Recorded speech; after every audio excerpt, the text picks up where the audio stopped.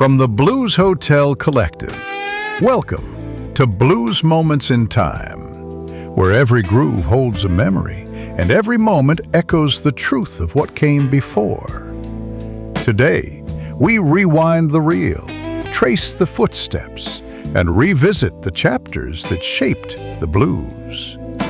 Here is our host, Kelvin Huggins. Welcome to Blues Moments in Time, the podcast dedicated to exploring the rich history and cultural significance of blues music. Today we're diving into the events that shaped the blues on January 4th. Let's start with the cultural landscape. The blues didn't just appear out of thin air. It grew out of the culture of the American South, an expression of freed African Americans navigating a world of newfound yet perilous freedom. And on January 4th, we see moments that reflect how that culture evolved and was absorbed by the mainstream. Take January 4th, 1965. The corporate giant CBS bought the Fender Guitar Company for $13 million. Now think about that. The Fender Telecaster and Stratocaster were the very tools that electrified the blues, giving artists from Muddy Waters to Buddy Guy their signature sound. This sale was a sign that the instruments of the blues were now big business, a cultural shift from the back porch to the boardroom. Fast forward 10 years to January 4th, 1975. The Star Club in Hamburg, Germany reopens. Now why does that matter for the blues?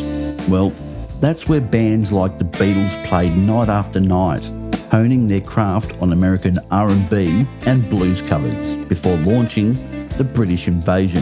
The reopening shows how these venues become cultural shrines, proving the global reach of the music that started in the Mississippi Delta. Now let's turn our attention to the political climate. You can't separate the blues from politics. The music itself is political. It was born in the shadow of Jim Crow, a response to injustice and a legal system that failed black Americans. It was the soundtrack of struggle and resilience. There wasn't a specific law passed on January 4th that changed the blues, but the date reminds us that the blues has always been a response to the times. From songs about the brutal Parchman prison farm to modern tracks protesting political turmoil, the blues serves as a historical record, a form of protest and a source of strength. It's the voice of a people demanding to be heard, and that's a political act, no matter the date on the calendar. Now, of course, no discussion of blues history would be complete without exploring the music itself, and January 4 has been a truly remarkable day for recordings. On January 4th, 1954, a young Elvis Presley walked into Sam Phillips's Memphis recording service and cut a demo. That moment was a spark that would help ignite the explosion of rock and roll, a genre built squarely on a blues and R&B chassis.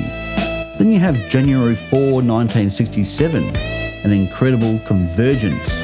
In Chicago at the legendary Chess Records, three Mount Rushmore figures of the blues, Muddy Waters, Bo Diddley, and Little Walter, are recording the Super Blues album together. On that exact same day, The Doors released their debut album, bringing a dark, poetic blues-infused rock to the world. The old guard and the new wave, both making history on the same winter day.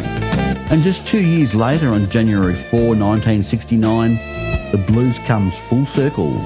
The British band Fleetwood Mac, who fell in love with the blues from across an ocean, are at the same Chess studio in Chicago, recording with their heroes, the masters of the Chicago blues. It's a beautiful moment of respect and musical communion, a pilgrimage to the source. Now, January 4th has also marked the beginnings of life for some incredible blues musicians.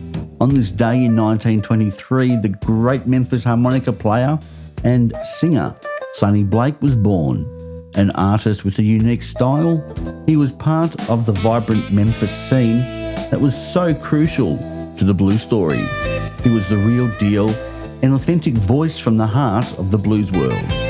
And also born on this day in 1942 was the phenomenal guitarist John McLaughlin. Well known as a jazz fusion pioneer, his playing is filled with the fire and soul of the blues. He took the language of the blues and pushed into uncharted territory, showing just how versatile and influential the form could be. Now sadly, January 4th has also been a day of loss, a day to reflect on the legacies of those who have left us. January 4th, 1986, the music world lost Phil Lynott, the brilliant leader of Thin Lizzy. Lynott was a poet of the working class, and his songs, while hard rocking, were filled with the narrative storytelling and emotional grit of the best blues. He was a true bluesman in a rock and roll star's body.